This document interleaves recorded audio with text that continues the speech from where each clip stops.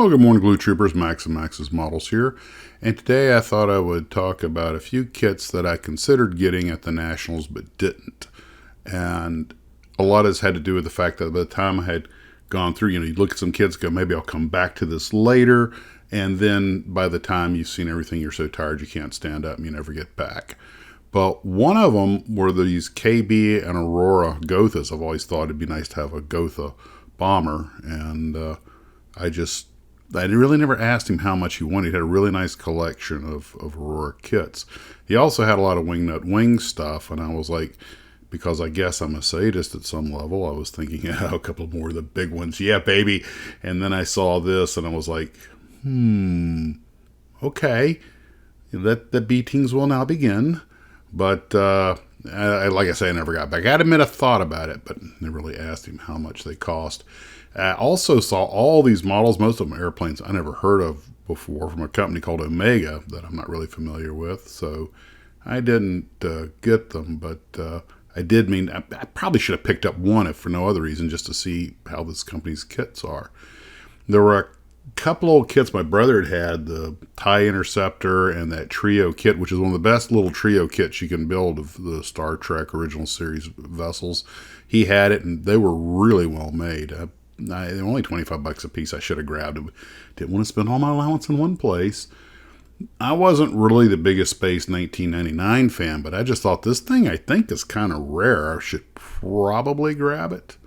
And then I saw Monarch had the Conga, which I know is just a kind of a King Kong ripoff, but they had a build-up they'd done there, which I understand they had to do kind of quickly for the show, but I think, it's actually pretty cool, even if the movie's not that highly thought of, but a piece of me kind of wanted to get it.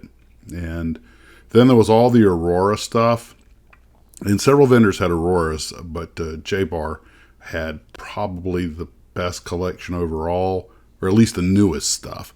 And I thought about that, especially these two, the Cutlass and the Beech 18. Those would be nice to my collection. His prices were pretty much on par with what's on the internet. Some of them, there's no tax. I don't have to ship them. And I kind of meant to get back and ponder it, but never did. Then there was Dean's. I did buy a bunch of stuff from Dean's, though.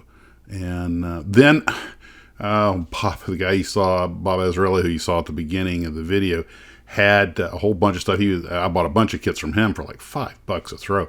And I stumbled onto this Academy Hasegawa A37. And you guys may remember, I took their combat version of that airplane and painted up as a test vehicle because I've been watching Ron Rogers' channel and he'd flown one of those. And now, of course, I found which is probably the same kit, but with all the correct decals. And I think it was only $5. Why I didn't throw that in the basket, I think it was more of a strike vote. I was like, I just went to the trouble to fabricate you, so I'm not going to buy one. But in hindsight, I should have. And of course, I should have grabbed a Godzilla and King Kong from the boys just to make myself King Kong versus Godzilla diorama. But again, overwhelmed. If that C-141 they had, the A model, they only had to build. If they had that kit, I would have bought it. I tried to get the missile set from them, their test shop, but they wouldn't let it go.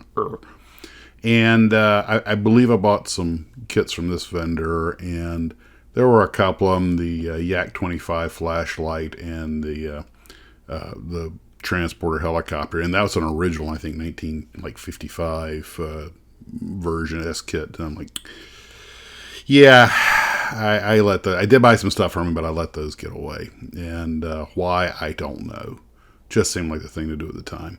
The thing they didn't have that I was kind of snooping around for was an Aurora Aztec. But hey, you can't have everything, right? So those are the ones that got away.